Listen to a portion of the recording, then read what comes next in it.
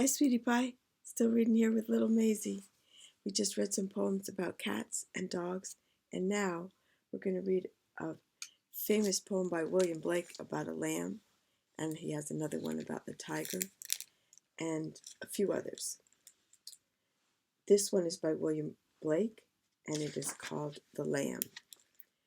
Little lamb who made thee, dost thou know who made thee?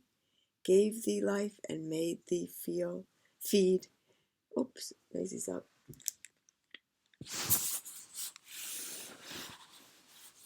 Little lamb who made thee, dost thou know who made thee?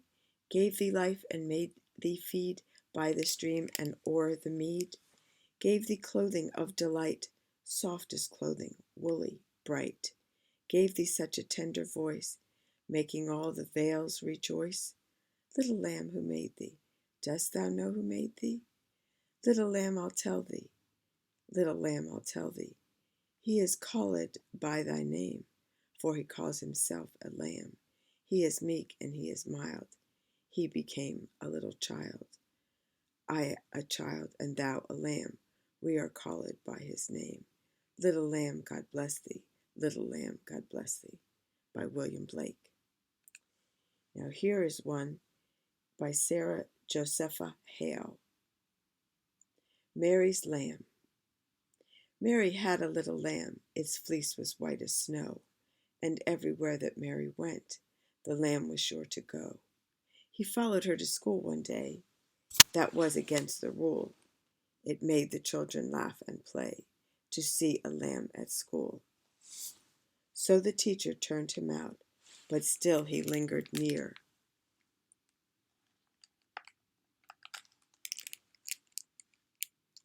And waited patiently about till Mary did appear. Then he ran to her and laid his head upon her arm, as if he said, I'm not afraid. You'll keep me from all harm. What makes the lamb love Mary so? The eager children cry.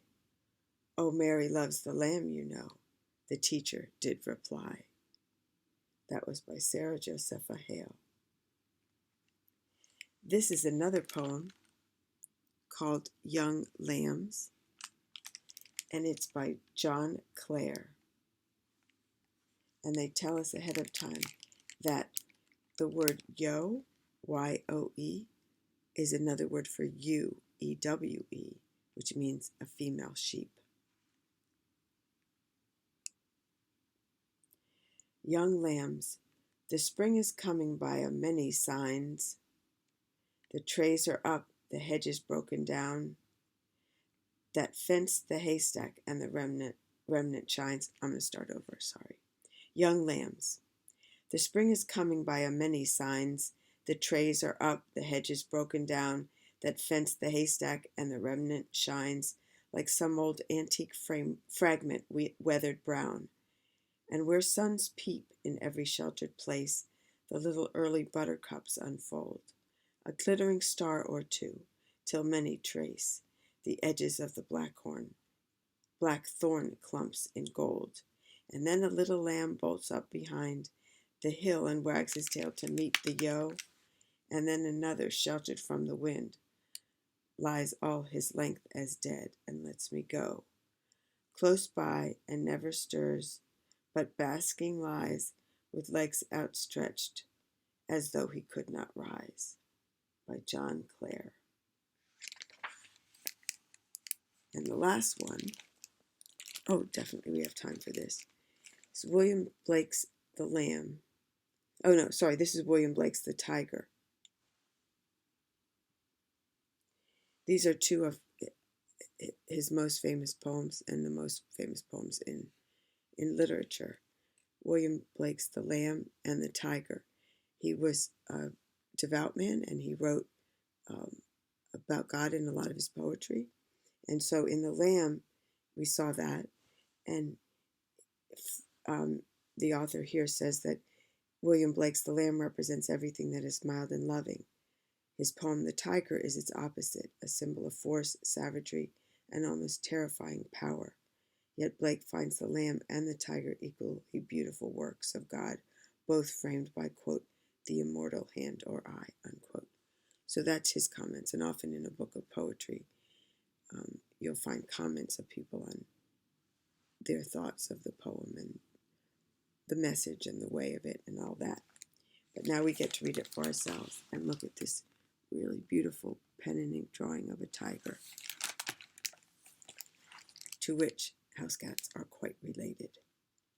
Tiger, tiger, burning bright in the forests of the night, what immortal hand or eye could frame thy fearful symmetry? In what distant deeps or skies burnt the fire of thine eyes? On what wings dare he aspire? What the hand dare seize the fire? And what shoulder and what art could twist the sinews of thy heart? And when thy heart began to beat, what dread hand and what dread feet? What's the hammer? What's the chain? In what furnace was thy brain? What the anvil? What dread grasp dare its deadly terrors clasp? When the stars threw down their spears and watered heaven with their tears, did he smile his work to see? Did he who made the lamb make thee? Tiger, tiger, burning bright in the forests of the night, what immortal hand or eye dare frame thy fearful symmetry? Again, that was by William Blake.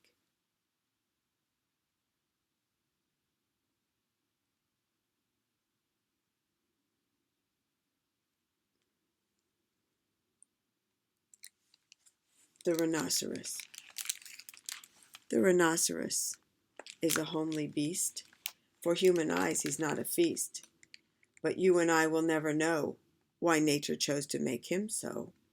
Farewell, farewell, you old rhinoceros. I'll stare at something less preposterous. That's Ogden Nash. And that's what the author pointed out, that he changes the word preposterous into presoperous, so it rhymes exactly with rhinoceros. I'll read that one again. The rhino is a homely beast. For human eyes he's not a feast. But you and I will never know why nature chose to make him so. Farewell, farewell, you old rhinoceros. I'll stare at something less preposterous.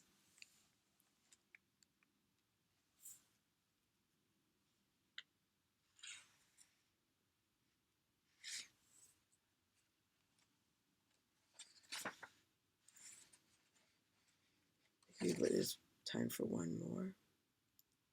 4 little foxes.